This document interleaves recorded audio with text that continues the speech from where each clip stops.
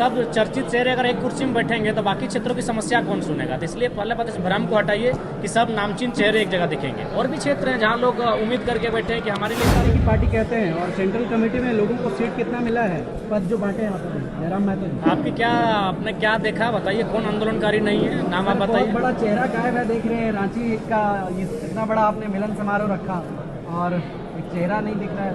नहीं, ऐसा बात नहीं, सबका अपना अपना फील्ड है, सब अपने अपने फील्ड में काम कर रहे हैं। अगर हर चेहरा एक ही था, अगर सब चर्चित चेहरे अगर एक कुर्सी में बैठेंगे तो बाकी क्षेत्रों की समस्या कौन सुनेगा। तो इसलिए पहले बात इस भ्रम को हटाइए कि सब नामचीन चेहरे एक जगह दिखेंगे। और भी क्षेत्र हैं जहाँ लोग उम्मीद करके बैठे हैं कि हमारे लिए भी कोई, अगर हर जगह अगर सभी मान लीजिए धनबाद में कार्यक्रम होगा और सभी रांची में भी हमारा टॉप चेहरा है, हजारीबाग में भी टॉप चेहरा है, सबको अगर धनबाद बुला लिया जाएगा तो उस समय हजारीबाग में अगर समस्या आएगी तो कौन देखेगा।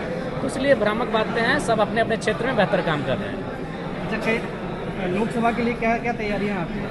देखिए, लोकसभा की तैयारी वार रूम में हो रही है और जब हम लोग पार्टिसिपेट करेंगे उस समय आपको बता देंगे। अगर नियोजन नीति बनाना हो या फिर अगर विस्थापन नीति बनाना हो, इसके लिए आपको मेजोरिटी चाहिए। जब आप अगर विधानसभा में मेजोरिटी में रहेंगे तो ही आप बना सकते हैं। तो फिर इसको कैसे देखेंगे, जब आपके पास मेजोरिटी रहेगी नहीं तो आप जिन चीज़ों की बात कर रहे हैं उसकी अमली जामा आप कैसे करेंगे?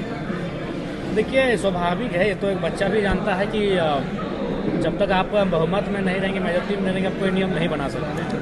हम लोग लड़ने के लिए आए हैं, अगर बहुमत में आते हैं तो नीति इम्प्लीमेंट करके बनाएंगे, और अगर हम लोग विपक्ष में बैठते हैं तो कोई गलत नीति पारित होने नहीं देंगे। जैसे आंदोलन से भी कर सकते हैं। नहीं, देखिए, आंदोलन एक सदन की गरिमा होती है। आंदोलन तो 2 साल किए हैं, कोयला के खिलाफ, विस्थापन के खिलाफ, डीबीसी के खिलाफ।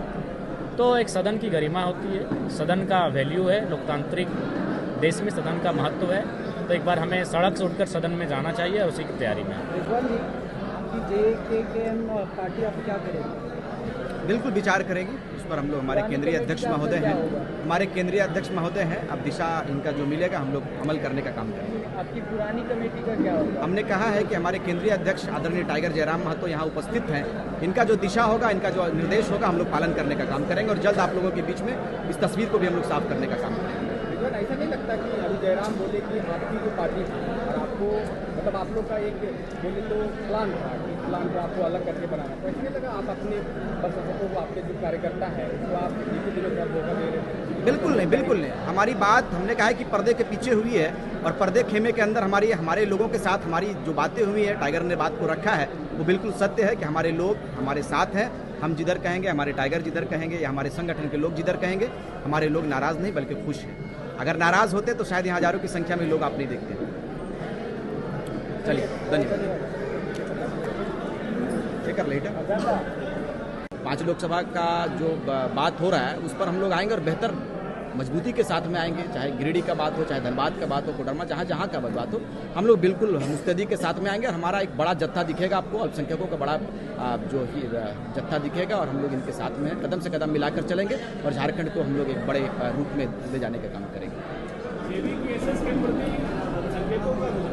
बिल्कुल बड़ा रुझान है, सबों की उम्मीद बनी हुई है कि इस बार सिर्फ और सिर्फ जयराम को लाना है, क्योंकि सबों को दादा एकदम स्पष्ट रूप से कहना चाहेंगे कि सबों को राज्य के लोगों ने मौका देने का काम किया है, लेकिन सबों ने अपनी प्रॉपर्टी बढ़ाने का काम किया। आज जिस तरह से जयराम भाई ने कहा कि हमें बड़े बड़े ऑफरों का ऑफर मिलते हैं, कहीं कोई बोलता है गाड़ी ले लो, कहीं कोई कुछ कहता है पैसे ले लो, विधानसभा सेलेक्ट कर लो, लोकसभा सेलेक्ट कर लो, लेकिन ये बंदा सबों को ठुकराते हुए राज्य के हित में सोचा है कि हमारे राज्य को फिर से ठगा नहीं जाए। यदि राज्य की एक बड़ी आबादी, एक बड़ा पूरा जनसैलाब हम लोगों की और इस पूरी इस संगठन की ओर, हमारी पार्टी की ओर यदि एक बड़ी उम्मीद के साथ में देखा गया है, देख रहे हैं लोग, तो हमारा ये फर्ज बनता है, हमारा दायित्व बनता है, हमारा धर्म कहता है कि हम उनके उम्मीदों पर खरा उतरने का काम करेंगे। और हमने पहले भी हमारे जिस तरह से आदरणीय केंद्रीय अध्यक्ष महोदय ने आपके बीच में और अपने अभिवादन में इन्होंने कहा है कि यदि हमारे लोग विधायक बन के जाते हैं तो हम लोगों ने जो जिस तरह से पहले का जो घोषणा है उस पर हम लोग काम करने का काम करेंगे।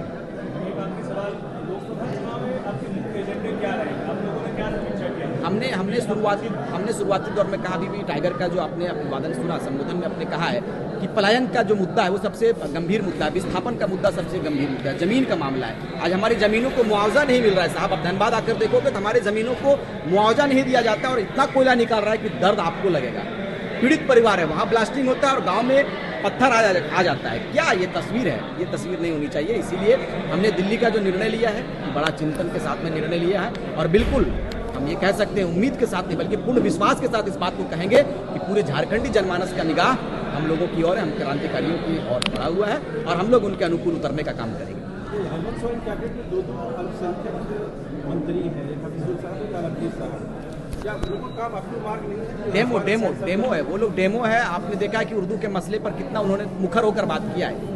मैंने शुरुआती दौर में कहा था, हमारा क्षेत्र आओगे शक्ति चौक के में हमने कहा है कि ऐसे ऐसे मंत्री जिनका आवाज़ डीसी नहीं सुनता है और एक टाइगर का नाम पहले से सुनता है तो हुड़का जाम हो जाता है। ये बदलाव का है, बदलाव का संकेत है और लोगों की उम्मीद है। हम लोग मंत्री ना होते हुए भी, हम लोग मुखिया ना होते हुए भी, हम जिला परिषद ना होते हुए भी हमारी आवाज़ सीएमडी के कानों तक गूंजती है। हमारा डर, हमारा भय या जिसे जो आप रूप देंगे इसको दे सकते हैं, वो पूरे कोयलांचल में नहीं पूरे झारखंड में फैला हुआ है। चाहे कंपनी का मामला हो, सीएमडी का मामला हो, जीएम का मामला हो या पुलिस प्रशासन का कोई मामला हो, हमारी आवाज़ पहुंचती है या हमारे क्रांतिकारी साथियों का नाम पहुंचता है तो नाम पहुंचने से पहले काम हो जाता है। यही तैयारी हमारी है और इसी तैयारी के साथ में हम लोग 2024 को बेहतर करने का भारतीय जनता पार्टी में उनके पास कई गुना कुछ राशि है। तो ये कहीं ना कहीं जो केंद्रीय एजेंसियां हैं जिनको स्वतंत्र होना चाहिए, ये लोकतंत्र के लिए मेरे हिसाब से जो मेरी आयु है अल्प आयु, उसके हिसाब से मुझे कोई ठीक नहीं लगता है। बाकी मुख्यमंत्री का दोषी है, ईडी जाए उनके घर, उनके साथ साथ जो भारतीय जनता पार्टी के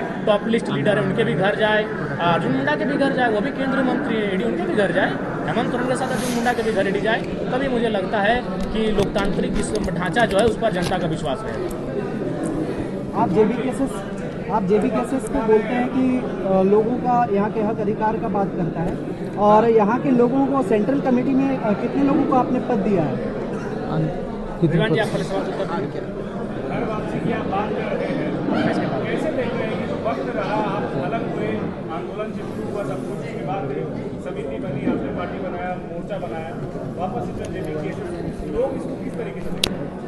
नहीं, आपने सुना हमारे केंद्रीय अध्यक्ष महोदय ने आपके बीच में स्पष्ट किया कि हमारी जो वैचारिक बातें थी तो हमेशा कायम रही है और एक दूसरे के संपर्क में हम लोग लगातार है। चूँकि इस राज्य को बचाने का निर्णय हम लोगों ने लिया है तो राज्य के निर्णय के लिए हम लोगों को बहुत ऐसी बातें होती हैं जो पर्दे के पीछे रखनी चाहिए, सार्वजनिक नहीं करनी चाहिए। उसी का एक बड़ा सा ये पहलू था कि हमने JKMM का जो संगठन था उसको बनाने का काम किया और उसके माध्यम से अपने लोगों के बीच में हमने हमारी पूरी साथी जितने भी हमारे लोग थे सारे लोगों ने अपने योगदान को दिया है और हमारे मुस्लिम वर्ग जो कि एक बड़ा वर्ग है पूरे राज्य में, उनके बीच में गया और पूरे असल हकीकत क्या है राज्य के गठन का उद्देश्य क्या था और किन शर्तों के साथ में राज्य का विभाजन हुआ था और हमारे बिरसा का क्या सपना था, हमारे विनोद बिहारी महतो का क्या सपना था। इन तमाम बिंदुओं पर हम लोगों ने एक एक गांव के अंतिम व्यक्ति तक ले जाने का काम किया है और आज फिर पुनः जब हमें लगा कि हमारी शक्ति एक बड़े रूप में आ चुका है तो फिर हम लोगों ने फिर टाइगर से बात की और फिर आज फिर पुनः हम लोग एक मंच पर हैं। चुनाव लड़ने की जो आप लोग बात कर रहे हैं, किस तरीके से देख रहे हैं? ये तो आप लोग का इनिशिएटिव है, पहले ही जो है MP चुनाव में आप लोग कदम रख रहे हैं, बता रहे हैं कि लगभग 5 सीट पे आप लोग लड़ेंगे, तो कितना मुश्किल लग रहा है आपको? लोकसभा का जो ये चैलेंज है, बड़ी बड़ी पार्टियां सामने है, आप अल्पसंख्यक वोट की बात जो है कर रहे हैं, तो क्या समझ में आया? आप विधानसभा घूम रहे हैं, झारखंड को लबा आपने घूमा, क्या लगा आपको? क्या माहौल क्या है? देखिए, पूरा झारखंड बदलाव की ओर है और बदलाव के लिए विकल्प तलाश रही है। झारखंड की जनता के बीच में विकल्प नहीं था। जयराम महतो और उनकी पूरी टीम को लोगों ने जो आशीर्वाद के साथ जिन आशीर्वाद को दिया है, अपनी दुआ